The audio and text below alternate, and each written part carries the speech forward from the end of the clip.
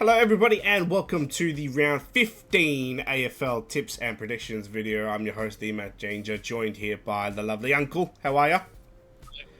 Yeah, good. How are you going today? Yeah, we sound clearer, we're doing better. We actually, I think we're recording for the first time in probably a month and a half where I'm actually good. I'm actually not sick, so this is great. It's fantastic. Or stream. Yeah.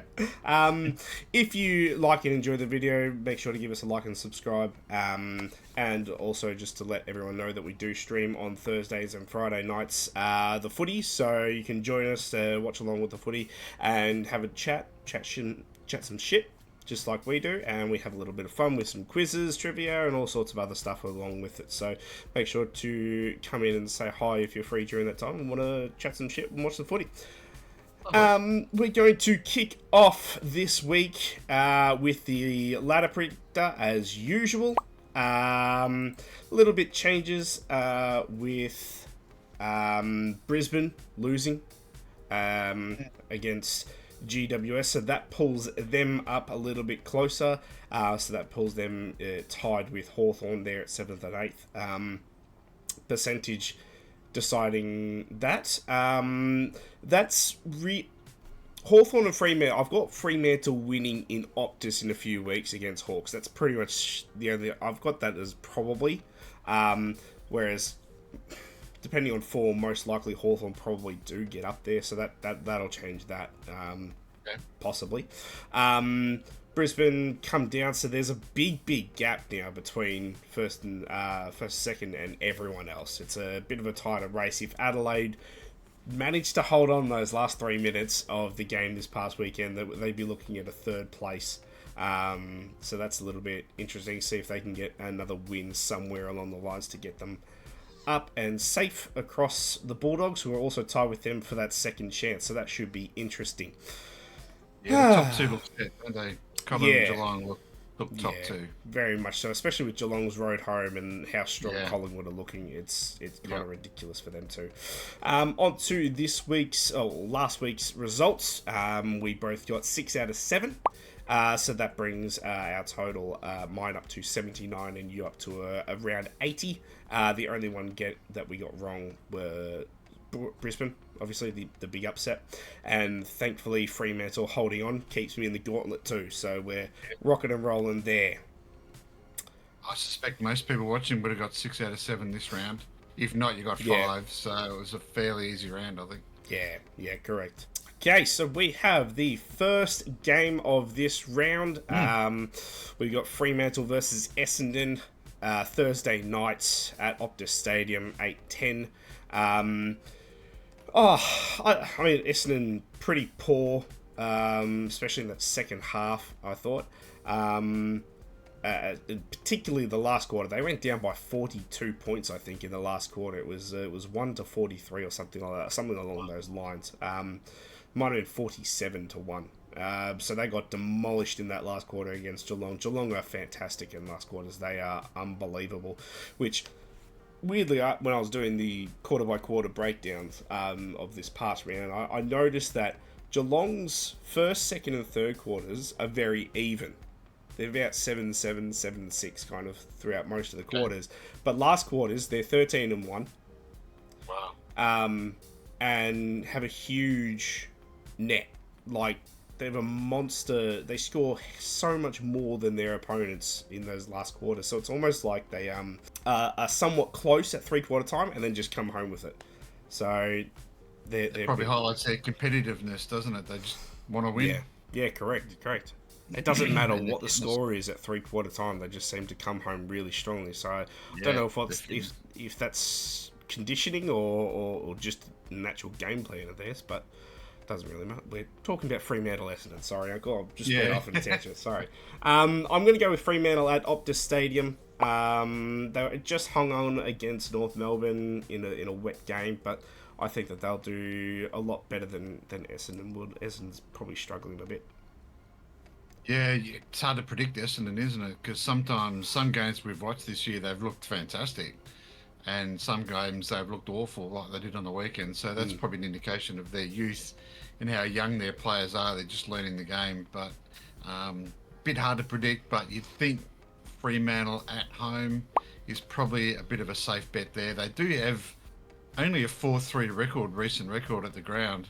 Since they've moved to Optus Stadium, it's Fremantle 4-3 over Essendon. Against Essendon. I thought you meant overall. Yeah. I was like, that doesn't sound right. No, against Essendon. Yep. So Essendon actually play the game pretty well. So I would think, I think it'll be a close game, but I'll go for Fremantle. Yeah. Fremantle this week was one of the two teams coming off the bye. The only team that got the win off the bye, so that brings teams coming off the bye to 4-2 this year. So I think that's surprisingly high. Usually, teams coming off the bye aren't known for winning. So we'll see how it goes this week with the other teams coming off the bye. Those were Collingwood, Richmond, Sydney, and Gold Coast. So just keep an eye on those for those tips coming up. Then on Friday night, 7:40 at GMHBA, we've probably got the game of the round here, Geelong versus Brisbane. Not really sure which Brisbane team's going to show up nowadays. You get beaten by... They come down to Melbourne, beat Hawthorn at the MCG, then get beaten by GWS at home. It's very... and lose to Adelaide, probably 50-50. Probably should have won, probably not, we'll see. But it's so hard to call Brisbane at the moment. Geelong at home, I think, quite comfortably, especially with that last quarter record. It doesn't really matter where the game is at 3/4 time. Just seems that Geelong will demolish you in fourth quarters, doesn't matter who you are. Yeah, yep. So probably the key injury to Jack Payne couldn't have come at a worse time when you've got Cameron and who's their other big tour forward? Neil. Shadow Neil, yep. Yeah. So Payne going down has probably come at a worse time. I've heard Darcy Gardner will come in, but that's a huge loss in the back half of the ground. Interestingly, the last time Brisbane won in Geelong was in 2003. So not a happy hunting ground for Brisbane. They've played 13 times since then, all going Geelong's way. So Brisbane, of course, beat them last year in the prelim final, but that was at the MCG. So Shell Stadium or whatever it's called, Cardinia Park, not a good happy hunting ground for Brisbane. So I'm going to go with Geelong on the basis of that quite convincingly. Yeah, I think that's pretty fair. Then to start off our Saturday games, again, we've only got 7 games this week, so 3 on the Saturday. I can't wait to have 9 games on a weekend again. That'll be nice. We've got Carlton versus North Melbourne. North Melbourne were pretty ballsy, I thought, against Fremantle, technically away. I thought they were pretty decent under wet just being able to keep up with Fremantle. I thought it was going to be a lot bigger margin there, so I'm actually quite impressed with them. Carlton had a good first quarter. They always have good first quarters. Good first quarter. They barely won the second, lost the third, and lost the fourth. So they lost the second half. I don't know. It's at the G. They'll play well. I'm going Carlton. But back-to-back victories and they're suddenly up and about again, showing their faces. I wouldn't be too happy with the win over West Coast. I'll just say that I'd be wanting to have a nice 80-point win over them, especially with their injuries as well. But I think they need to be doing the same to North Melbourne this week. I think they need to be winning by 60 to 70 points. You would have thought. So I'm going to go. Curno's a watch, isn't he? So Curnow went off in the second quarter with a calf injury. Yeah. Was subbed out at half time with no Harry Mackay. Hard to see where their goals are going to come from as well. North Melbourne have been quite credible. Yeah. Would be the right word. I don't know. They've been okay. They've toiled hard without doing the right things at the right time. So I think this could be a bit of a danger game. I'll see when the teams come out to see how it lines up. I may, in fact, go with North later in the week. Yeah. Interestingly, they generally play their games at Etihad. Yeah. The last time they played at the MCG was 2004. So they don't actually play each other at the MCG very often, which is interesting. You'd think the way Carlton play probably suits the MCG okay. But is it a day? It's a Saturday afternoon, isn't it? Saturday lunchtime? It's a 1:20 start. Yeah. It's the early one. So it's during the day. I don't know what the weather's like on the weekend, but I'll go Carlton for the stream. But I may, in fact, go with North Melbourne. But nah, stuff it. Let's just go North Melbourne. Okay, no worries. Go with the 10 degrees for the stream. So we're gonna have something different. Gotta have something different, and which is good because I was going to save this to end. I'm going to try and start saving the gauntlet picks for the end, just to give it a little bit something at the end. But I will. It has worked out that Carlton's going to be my gauntlet pick this week. Oh, okay. Yeah, look, that may change come the weekend. I might have to redo it, but for this video purpose, at the moment, it's going to be Carlton. So yeah, I'm with you that one. It could be a bit of a danger game, especially with no forward lines. But let's see if maybe the midfield can get going. Maybe a few goals from Walsh. Well, Walsh will be out, but hopefully a few goals from say Cripper. Maybe a couple from Lord or Hewitt or something like that. Maybe just a I don't know who's going to kick 5 for him. Yeah, it's really it's not good. How long's Mackay out for? Unknown. Yeah. I suspect that if Curnow won't be there, he might be fast-tracked. Who knows? I don't know. It could be the end of the year. It could be a season ending. Oh, okay. Well, they're not sure. Fucked. At least a month, but yeah, it's... Yeah, you're kind of fucked then, I think. Yeah. Then we have afterwards at the Adelaide Oval 4:15, Port Adelaide versus Sydney. Sydney coming off the bye, so we'll see how that works out for them. But Port Adelaide managing to put back-to-back good performances too.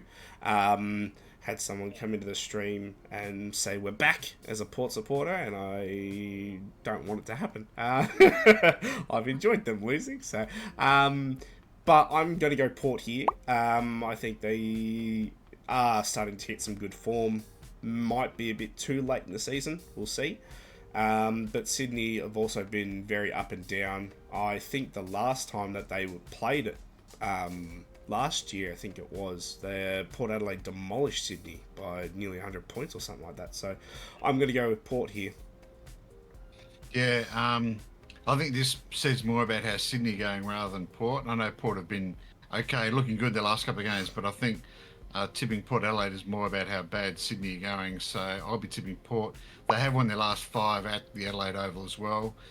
Port Adelaide and Sydney have been a decent team during that period. I know Port Adelaide have as well, but Port Adelaide have the wood on them at home, so I'll be sticking with Port.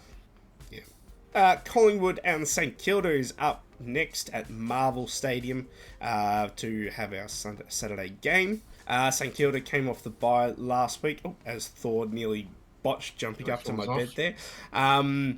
They lost, obviously, against the Bulldogs in a very horrific display. I think the Bulldogs could have even won by more if they were, which is sad. But Collingwood coming off the bye themselves this week, they'll be refreshed. A good week off for all the veterans, replenish them a little bit. Came out this week that they're keen to sign 6 of their 8 32-plus-year-olds. So next year, the only 2 that they're not so keen on are Cox and Tom Mitchell. The rest of them, they've all already had discussions saying that they want to play next year, and Collingwood said, we're happy to have you. So we'll see how that works out. It could be a case of 1 year too many for some of them, but we'll see. They're playing fantastic at the moment. So you'd think the cliff is coming, wouldn't you? They're all going to drop off at some stage. You just don't want them all dropping off at the same time. But that's true, yeah. I keep thinking that for Geelong at some stage too, but not so much the age, but surely they just have a shit time, but they never do. So, and they've recruited well with youth like Bailey Sniff and that, so I can't see it happening with them. I can see it happening for Collingwood. The young guys they're okay, but they're not setting the world on fire. So no, it's those that are in their prime and past their prime that are doing the big damages. Not so much the younger people that are coming through. So they may win the flag, but at what cost? Yeah. You know? So I'm going to go Collingwood though, very comfortably, I think. Yeah, well, home game at Marvel for Collingwood. Yeah. Yeah, it's not often. It's St Kilda that last happened in 2017, which St Kilda won on that day too. And interesting you say about the byes, Collingwood's the only home side from the bye teams from last week. The other 3 teams are all playing away this week. So, and they're at Marvel. I don't know what their record at Marvel's like, Collingwood. I wouldn't have thought they'd play there all that often. No, well, So it is a big travel thing for them usually. So to there go is, from yeah, MCG to Marvel, it's big for it them. is. I'm not sure how they'll cope with the travel No, aspect of it. So I think they'll be too good for St Kilda though. St Kilda are pretty average at the moment, so yeah. they do play Marvel well. So I don't think it'll be a blowout, but I think Collingwood will win. Yeah, we keep saying that they play Marvel well, but I think their last two times have been pretty well against Been average, Bulldogs. They've haven't they? been absolutely whacked against the Doggies Yeah. twice. So we'll Yep. see how it actually ends up going. Sunday games, we got two of those this week. We've got the Giants versus Gold Coast starting us off 110. That's the game that I want to stream this Sunday. I think that one's big cracker. It's the only game that I am quite 50-50 over. I'm gonna go GWS purely because it's at home. We've discussed this the last couple of weeks. They don't really seem to have a home field advantage, but it's the only I thing was that about I to can ask, really what is think their of. home? Yeah, I don't know. I'm gunning on a. They're going to be quite high off the win, and Gold Coast, I'm hoping, are usually sluggish after the bye. That's what I'm hoping for. So I'm going to go with the Giants, but no confidence at all because Gold Coast are playing some good footy too. Yeah, Toby Green back too. So Yeah, I would say that was only a 1 weeker. So him coming back gives them a little bit more strength. I don't know about Gold Coast. I'm still not sold on them. I should be. They've no, played some really good footy, but I still struggle to get 100% behind the Gold Coast. So, and GWS, yeah, they did look good, but they looked awful the week before. mm, So I can't pick them so much. Is it good Giants or bad Giants that are yeah, going to turn up? yeah. I don't know. So I'll stick with GWS just because I haven't quite got 100% faith in Gold Coast yet. Yeah. So I'll go the Giants to win. I But yeah, it should be a cracking game. Looking forward to it. Yeah, I think if it was that the other way around, they do have a reverse fixture later in the year. If it was that Gold Coast home ground, I don't think I'd be even Gold questioning Coast. it. But yeah, just the away from home for Gold Coast is a little bit questionable. I think, as you said, you haven't really got faith in Gold Coast yet. I think they could lift the Premiership Cup, and I still wouldn't have faith in them. So we'll see how they actually go for the rest of the year. And the last game for this round we have is Bulldogs versus Richmond at Marvel Stadium. Bulldogs with a monster victory, extending their lead as the number one scoring team in the competition. Sam Darcy coming back, having a fantastic game. Jamari Ugle-Hagan back at training for him, so we'll see. I mean, he won't be playing AFL this year, I don't think. Wouldn't have thought so. I think they said he's expressed his intentions or want to play VFL at some stage this year. So they'll probably give him a game or two. I would have thought at VFL. We'll see how that goes. But things are looking good and looking up for the doggies at the moment. So that should probably win by 90 odd points, I think. Yeah. Yeah, for sure. And Sam Darcy looked good in his return, didn't he? So you think he'll just get better and better with a few more games under his belt. We know Richmond, and more specifically Hardwick, doesn't like Marvel. They haven't actually beaten the Bulldogs there since 2013. So they're not so good this year. So I would expect a comfortable win there for the Bulldogs. There you go. And the buys this week are Adelaide, Hawthorn, Melbourne, and West Coast. I think especially Adelaide, probably a good time to have the buy a little bit, especially after a loss. Try and reset and fix up a few things because they haven't been scoring too well and had a lot of pressure in those fourth quarters the last couple of weeks. So maybe that's something they can fix up. Hawthorn, fantastic. Go into the buy with a win. Lovely. Melbourne, probably season done, I would have thought, after this weekend. Yeah, very cool. And West Coast, just go to the beach because you weren't going to win anyway, so doesn't really matter. Before round one. Correct. Well, there you have it, guys. Appreciate you all for joining it. If you made it this far, we'll see you guys next week for our tips and predictions for the round 16. But if you want to join us live on Thursdays and Friday nights, sometimes on every day on Saturday and Sunday. It just depends on what game. But we stream right here on YouTube. We're going to stop streaming on Twitch. We're just going to stick to the YouTube side of things for the sports videos. We've had a little bit of issues with the stream the last few weeks, so we're just trying to see if maybe just stream on the one platform and see how that goes. We'll see. But yeah, we'll catch you all then. Appreciate it. Look See you after later. yourselves. Bye.